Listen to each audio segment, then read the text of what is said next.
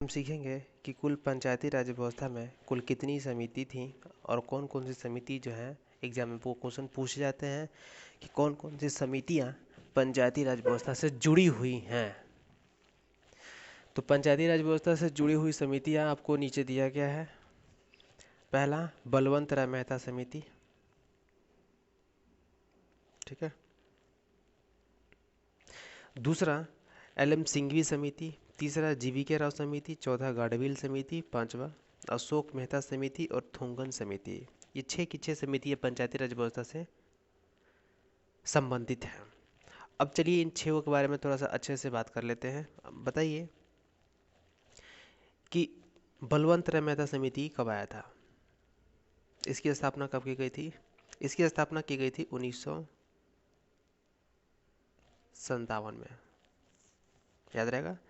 LM. Singhvi समिति, इसकी स्थापना कब की गई थी? एल.एम. सिंघवी समिति की स्थापना 1986 में की गई थी, 1986 में की गई थी। जीवीके राव समिति की स्थापना कब की गई थी? 1985 में की गई थी, ठीक है। गौडगिल समिति की स्थापना कब की गई थी? गौडगिल समिति की स्थापना 1988 में की गई थी, 1988 में की गई थी। अशोक मेहता समिति की स्थापना कब की गई थी? अशोक मेहता समिति का गठन किया गया था 1978 में, ठीक है, 1978 में। तो हमें याद हो गया कि बलवंत राय मेहता समिति 1957, एल.एम. सिंघवी समिति गठन कब किया गया था? 1986। जीवीके राव समिति कब गठन किया गया था? 1985। गौडगिल समिति कब किया था गठन? 1988। अशोक मेहता समिति कब गठन किया गया था? 1978, ठीक है। अब थोड़ा इनके बारे में डिटेल पढ़ लेते हैं कि बलवंत राय मेहता समिति ने जो 1957 में आया था, इन्होंने क्या सिफारिश की थी, किसके लिए इनका समिति गठन किया गया था?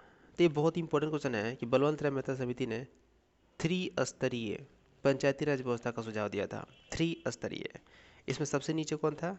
ग्राम पंचायत, इसके ऊपर होगा पंचायत समिति और सबसे ऊपर जिला परिषद। ये सुझाव दिया था, ठीक है, ये सुझाव दिया गया था बलवंत राय मेहता समिति 1957 के द्वारा। चलते हैं अशोक मेहता समिति की तरफ।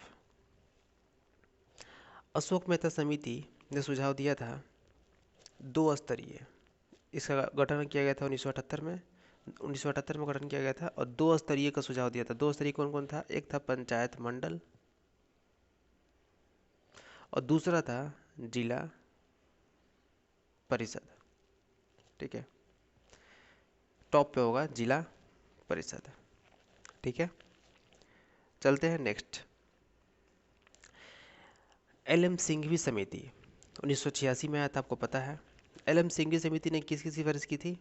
एल.एम. सिंघवी समिति ने सिफारिश किया था, ये देख लीजिए, स्थानीय स्वशासन, स्थानीय स्वशासन की संवैधानिक मान्यता। एल.एम. सिंघवी समिति ने क्या किया था? स्थानीय स्वशासन की संवैधानिक मान्यता का सुझाव दिया था। और जीवीके राव समिति ने क्या सिफारिश की थी? जीवीके राव समिति ने सिफारिश यही किया था कि जिला परिषद भारत के पंचायती राज व्यवस्था में प्रमुख संस्था होना चाहिए। जिला परिषद भारत के पंचायती राज व्यवस्था में प्रमुख संस्था होनी चाहिए, ठीक है। अब चलते हैं गौडगिल समिति। गौडगिल समिति किसके लिए गठित की गई थी?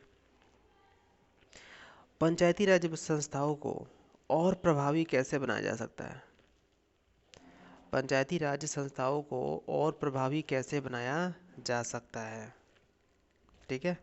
ये था दोस्तों पंचायती राज व्यवस्था।